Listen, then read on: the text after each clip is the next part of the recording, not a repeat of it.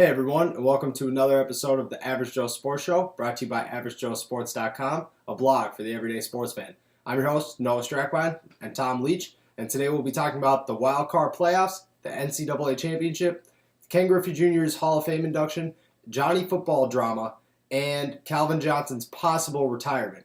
Enjoy. Some of the best time of the year for the NFL fans. The NFL playoffs start this Saturday.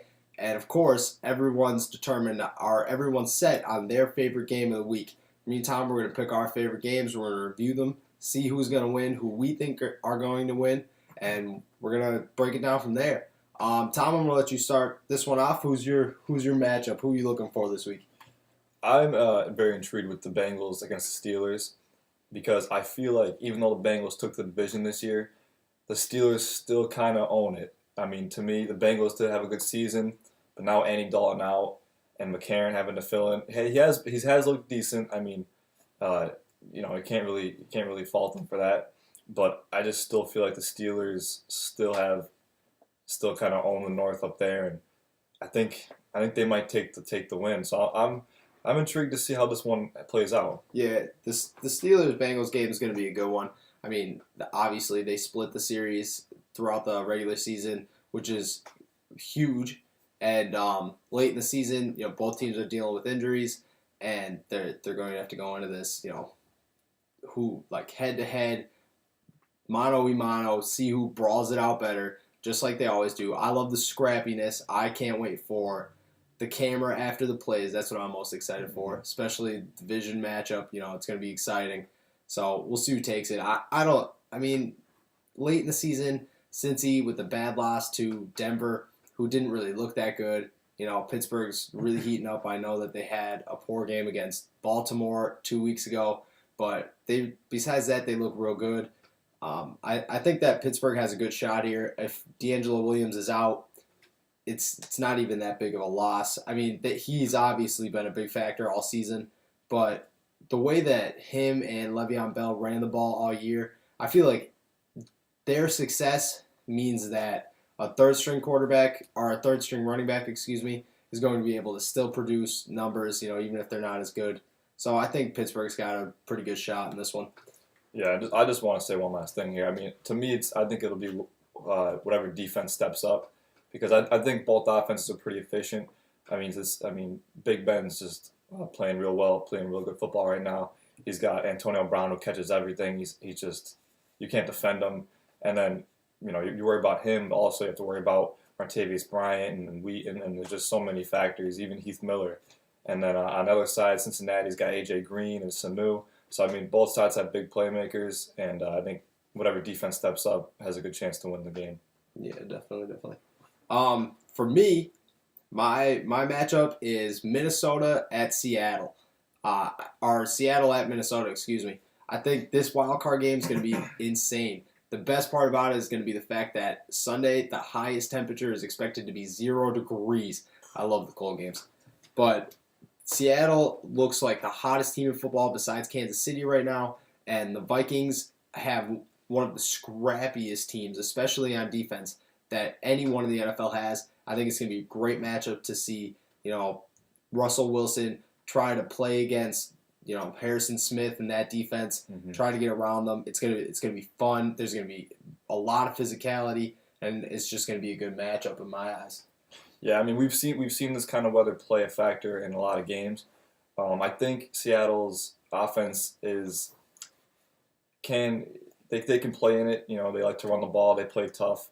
So I think it'll be a really good matchup. A lot of people are kind of counting the Vikings out because Seattle has looked so well at the last quarter of the season there, but I think Minnesota comes to play. I don't know if they'll get the win, but it'll be close. Yeah. What do you think about Marshawn Lynch's return? I think it'll be huge. I mean, especially with he's able to rest for so long, and now he's coming back fresh for the playoffs. When you really need a running game, I mean, Russell Wilson can do it, but just have Marshawn Lynch behind him is really going to be a big factor, I believe. Yeah, I mean, many people are saying that this is Marshawn Lynch's last push. I'm one of those people. I think that this is it. After this season, he's done. He contemplated it last year. He didn't fall through with it. I think this year it's over. But at the end of the season, he's going to be looking to prove something, coming off injury. and people say like, is he a factor? Like he hasn't like been around for a while. People kind of write him off like he's nothing anymore. But he's Marshawn Lynch. Like even when he played earlier, right before he got hurt, he was starting to come into it, starting to have a good season. Last season he had a great season. So I don't see how you don't count him as a huge factor for this game, especially in the past. I mean, you've seen the crazy games that he's had against New Orleans in the Super Bowl twice. Yep. He's a player. He's a clutch player, and he comes to play, and you can't rule him out. So I think it's going to be a great game both ways. I don't see how anyone's not excited for this one. But I don't want to write off Minnesota, but I think Seattle's got a lot going for them right now. I don't think they're going to lose. Yeah, I agree. Yeah. There's no question that the biggest game in college football is this Monday, January 11th, and no one in the sports world hasn't picked a winner for this game, whether it's Clemson or whether it's Alabama. It's your choice. However, there's a lot to talk about in this game. Obviously, it's the biggest game of the year in all of college football. No one can say that Clemson or Alabama doesn't deserve to be here because they've both shown that they deserve to. And, there's a lot of things that both teams do right and do wrong that we could break down, everyone could break down. I mean, Tom, I know you have a ton of thoughts on this as well as I do, as well as everyone else does. And we're just going to start talking and see what happens because there is so much to talk about in this subject. I'm excited. I'm very excited for this game. I think it's going to be a really, really good game. Both teams have proved themselves, like you said, and they do deserve to be there. I'll start with Clemson. Explosive offense. They spread you out. Unlike a lot of Alabama's opponents, they don't like to play in the phone booth. They're going to spread you out, and they're going to try to beat you with a lot of speed. The defense really impressed me, especially against Oklahoma in the semifinals. A lot of people, including myself, thought Oklahoma was going to win that game, but Clemson came to play. I mean, you can't take it away from them. They really went out and dominated both sides of the ball and won that game. Now, Alabama, I mean, we all know Alabama. Their defense is always stout, and they shut down almost every offense they play. The offense, Derrick Henry, just a powerhouse. Really hasn't been stopped all year. Jay Coker's been playing pretty efficiently, and they got some big play threats down the field also at receiver with freshman Stephen Ridley. I mean, it's going to be a terrific matchup on both sides of the ball, and I just can't wait to see how it plays out. Yeah, I'm so excited as well as everyone else is. I mean, they're obviously the best two teams in college football. I mean, Clemson, Deshaun Watson, who many people thought deserved the Heisman, and then Derrick Henry, who did win the Heisman, breaking the Alabama all-time rushing record. I mean, crazy numbers, over 2,000 yards this season, and he's not done yet. I mean, he's insane, and he's going to be a huge factor in this, as well as Deshaun Watson is for Clemson. I think, hands down, it's going to be the most physical battle anyone's seen, in college football this season. Easy. You don't have two players or two teams in college football right now who go at it like these two do. They're throw everything you got at there, punch you in the mouth. Two hard-nosed football teams, and it's just fun to watch. I mean, people say Alabama could run away with this just like they did Michigan State, but you can't really say that Michigan State was a big win because, for the past 2 weeks, against Iowa and then against Alabama, Michigan State looked terrible, and you don't go off of that, especially if you play Alabama, who we all know is a dynasty. They're a great team. They've been a great team for years now. Nick Saban is arguably the best coach to ever coach college football. That if he wins this one, many people are saying that he will be. So there's so much to go into this. I mean, you have two great programs, the top two programs in the country. And, in my opinion, I think that the role should have been reversed. I think Alabama should have been won at the end of the season just for how well they finished. And I think that right now, either team could put up 100 points and hold the other team to 0 because they're both so hard-nosed, so physical, so go at it, so punch you in the mouth that they don't care. And if they get hot, they're so hard to be stopped because that's just how they win. Deshaun Watson runs for 3 touchdowns and throws for 4, and then Derrick Henry, rushes for 200 yards, and Jake Coker's, throwing for 500 yards because all of them could do it. No one could be stopped on that team. So it's going to be crazy. I can't even pick a winner right now because I think it's just insane. I don't know. Yeah, I feel the same way. It's gonna be a game time decision for me, deciding who might win this game. I mean, I don't know. We're gonna have to see the spread offense and Clemson against the stout defense of Alabama. It's a matchup that Alabama sees almost every year, and quarterbacks like Johnny Manziel have been able to beat it, but some other, as we've seen before, many other quarterbacks can't. So Deshaun Watson, big X factor in this game. It's really going to be on his shoulders. Yeah, I agree. So reports came out earlier this week that Calvin Johnson might be calling it quits in the NFL, and for many that's real sad news because we all love Calvin Johnson. I know me and Tom here love Calvin Johnson. When we 5-6 years ago, he was the best player in the NFL, and we loved watching him as well as everyone else did. I mean, Megatron, he was crazy. He still is crazy to this day, whether he's still putting up the numbers or not. I mean, he's just turned 30 years old. He's still young in my mind. I think he's got a couple more years left in him, but he could go out just like Deion Sanders did and, call it quits. But you never know. I mean, Tom, I'm going to let you take this first because, just like me and you, we love Calvin Johnson. This is sad news for us. Yeah, it is tough to hear. I mean, because you feel like he still wants to play and he has more left in him, but he probably just feels like he's really going nowhere with Detroit, and you can't blame him because he's giving everything he had and more to this franchise, and they can't give him wins and rings and what ultimately he wants. He's breaking records and he's doing everything for them, and he can't win the big one with Detroit.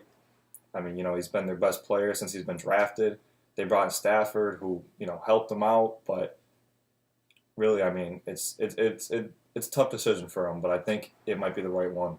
Yeah, no, I agree. I mean, this is the biggest problem is if he retires now, then we'll always ask, and especially me, I'll always ask, like, what would his career be if he played with an elite quarterback? Stanford's all right.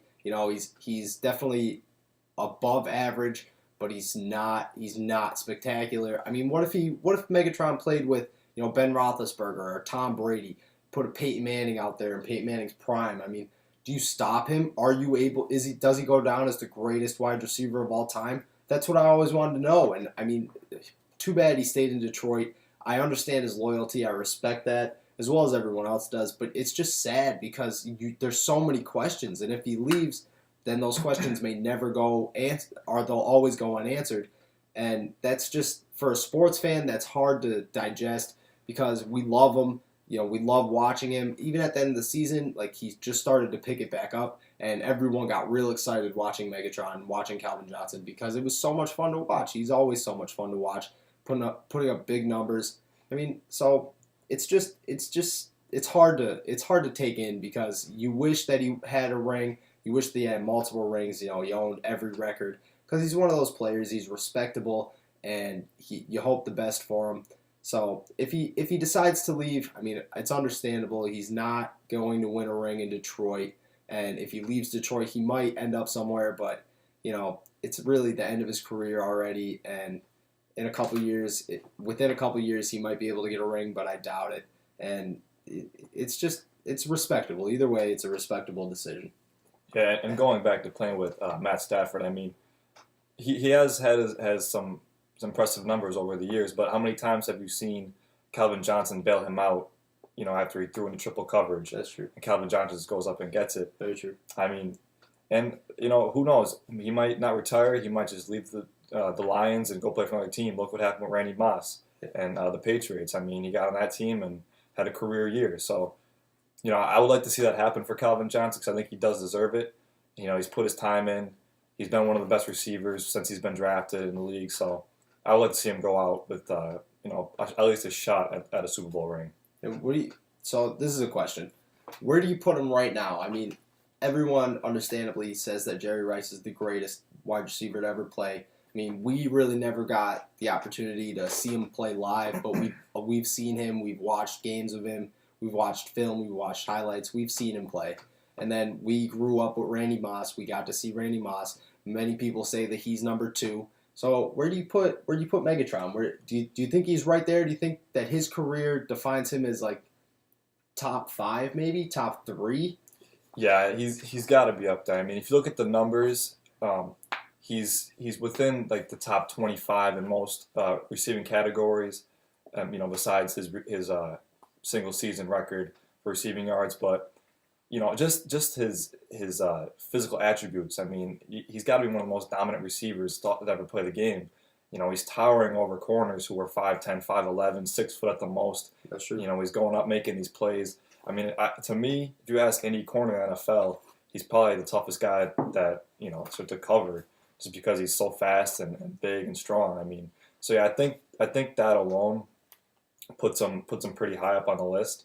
With the Randy Mosses and Jerry Rices, I mean, you can't leave him out. Yeah, no, I agree. I don't see how you leave him. I mean, there's always arguments for 3, 4. I mean, so I say you keep him top 5, top 6, 7. Like, he's got to be within the top 10, and I think that he's a top 5 all-time wide receiver. He doesn't have the rings, he never will, but he did all these things. He broke that record. He owns almost 2,000 yards in a season. Mm-hmm. As a wide receiver, that's insane. And with Matthew Stafford, who will never be remembered because he's never done anything to be remembered. He's not a Hall of Fame quarterback. He's in 10, 15 years from now, people are just going to know him as Matthew Stafford. And then in 30 years from now, no one's going to even remember he played. So it's impressive. It's very impressive. You hear these big name guys, Jerry Rice. He played with Joe Montana, Steve Young. Even later in his career, he had some good quarterbacks, excuse me. And then Randy Moss. He played with good teams. I mean, he had Chris Carter on the other side of him when Dante Culpepper was throwing to him. Then he ended up later in his career with Brett Favre. Tom Brady breaking that record. He's good. They have good quarterbacks, and Calvin Johnson never had that. So I think that if you take everything considered, he's got to be top 5. There's no question about it. Yeah, you could definitely make an argument for it. Yeah, definitely. So Billy Vegas is in the news again. I mean, Johnny Football, whatever you want to say. Johnny Manziel was found supposedly at a Vegas nightclub maybe a week ago, disguised with a blonde wig on and a T-shirt, gambling. I mean, this is news. I mean, I don't know. I don't even know what to say at this point. It seems like every week something's up with Johnny Football, Johnny Manziel. I mean, he's starting, he's not starting, he's, concussed, he's healthy, and then he's going to Vegas, he's drinking, he's getting into fights with his girlfriend. He's the most dramatized player in the NFL, hands down. It just keeps getting better. I mean, he's done. I don't think you can keep going with him if you're the Browns, and that's what we're going to talk about, obviously. He's in my mind, he's spoiled. That's what he's acting like. So, for the Browns, that's what we're going to talk about. That's what we're going to focus on. We're not going to focus on, how poor of a person he is, but how his NFL career is now impacted. So, Tom, do you have any thoughts on this?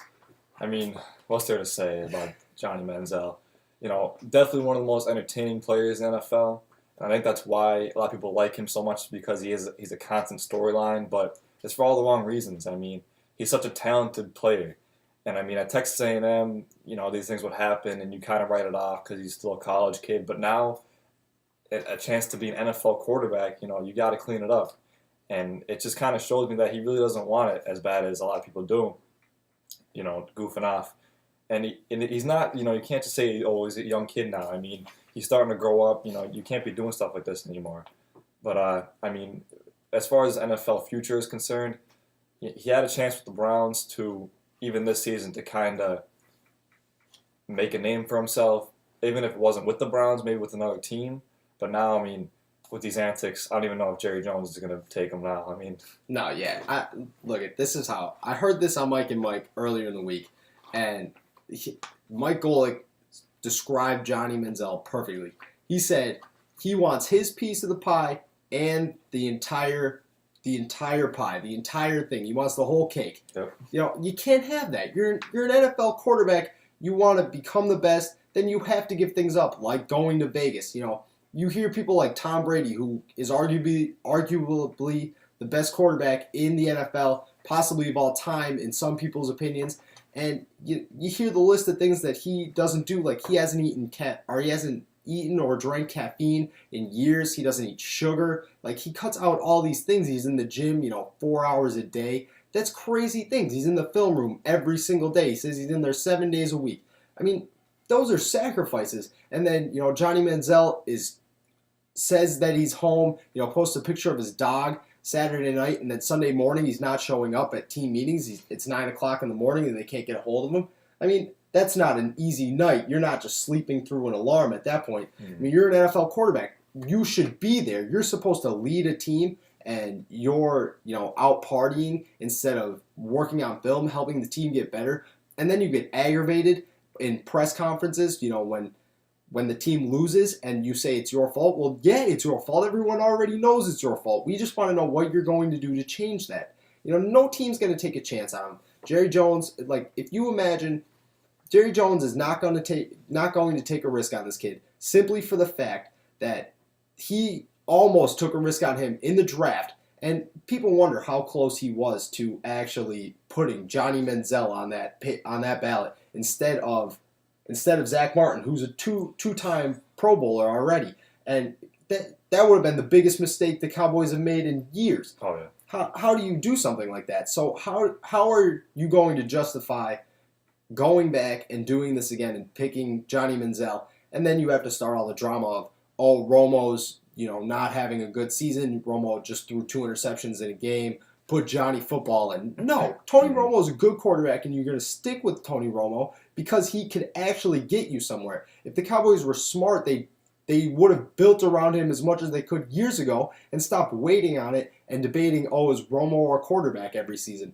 No, he is your quarterback. So the rest of them, I don't see him going anywhere. I think that the Browns might keep him, and that's just because for some odd reason the Browns like Johnny Manziel, which blows my mind because you should not like Johnny Manziel. He does nothing to support a team. He does nothing to win, and that's what he is. He's a college kid who doesn't play football or doesn't play any sport, and he's just going out. He went to school to party. Didn't go to school to study, nothing. He went there on his parents' money to party and have a good time, and that's what he still wants to do. Only he wants to play quarterback in the NFL. Well, guess what? He's not talented enough to actually do these things and play quarterback. He's not talented enough just to play quarterback at all. I wouldn't start him on my team because he makes too many mistakes. He's, dumb on the field. He doesn't study the playbook, and you could tell. There's just a lot of problems with this kid that I'm not taking a chance on if I'm an NFL owner. Oh. I mean, obviously, he does have an exciting factor to him. I wouldn't say upside, Yeah. But that was his Texas A&M days when he was beating Alabama with crazy plays, and you can't take that away from him. He was a very good college player, but that's college. I mean, NFL is a totally different game, and we've seen this countless times. I mean, how many quarterbacks don't they tear it up in college and then get to the NFL and completely just lose it. So. I think he ruined his chances of ever being being a successful quarterback in the NFL by acting childish. I mean, it's ridiculous. Yeah, I think he's done. I don't see him going any farther than this season. I think maybe somebody's going to pick him up as a practice squad, and it's going to be all over ESPN and Bleacher Report and everything how Johnny Manziel got a job somewhere. But his NFL career is done because he'll never change, and that's the end of it. You can't teach him. You can't break him.